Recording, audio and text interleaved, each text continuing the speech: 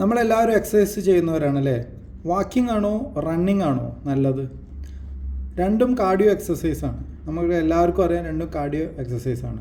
അപ്പോൾ നമുക്ക് നോക്കാം വാക്കിങ്ങിൽ ഫ്യൂവൽ എന്താണ്? ഫ്യൂവൽ എന്ന് പറയുന്നത് ഫാറ്റാണ് കൂടുതൽ ഉപയോഗിക്കുന്നത്. ഗ്ലൂക്കോസ് ഒരു 15-20%, ഫാറ്റ് ഒരു 80-85% നമ്മൾ ഉപയോഗിക്കുന്നുണ്ട്. അപ്പോൾ മോർ ഫാറ്റ് ബേണിങ് നടക്കുന്നത് വാക്കിങ്ങിലാണ്. ഇനി റണ്ണിങ്ങിൽ എന്താണെന്ന് നോക്കാം. റണ്ണിങ്ങിൽ സാധാരണ ഈ ഫ്യൂവൽ ഉപയോഗിക്കുന്നത് 100% ഗ്ലൂക്കോസാണ്. കാരണം എന്താ വെച്ചാൽ ഓക്സിജൻ സഫീഷ്യൻ്റായിട്ട് കിട്ടാത്തതാണ് റണ്ണിങ് എന്ന് പറയുന്നത്. വാക്കിംഗ് എന്ന് പറയുന്നത് ഓക്സിജൻ പ്രോപ്പറായിട്ട് എടുത്തുകൊണ്ടാണ് നടക്കുന്നത്. അപ്പോൾ അതുകൊണ്ട് തന്നെ ഫ്യൂവൽ റണ്ണിങ്ങിൽ ഏറ്റവും കൂടുതൽ ഗ്ലൂക്കോസ് ആയിരിക്കും ഉപയോഗിക്കുന്നത്.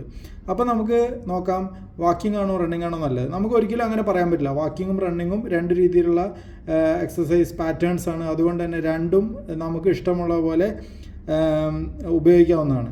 അപ്പോൾ വാക്കിങ് അതിൽ ഏറ്റവും കൂടുതൽ ഇമ്പോർട്ടൻ്റ് വാക്കിങ് റണ്ണിങ് എന്നുള്ളതിലുപരി എന്താണ് ഏറ്റവും കൂടുതൽ ഇമ്പോർട്ടൻ്റ് എന്ന് വെച്ചാൽ നമ്മൾ ഉപയോഗിക്കുന്ന കലോറി എങ്ങനെ മാനേജ് ചെയ്യും എന്നുള്ളതാണ്.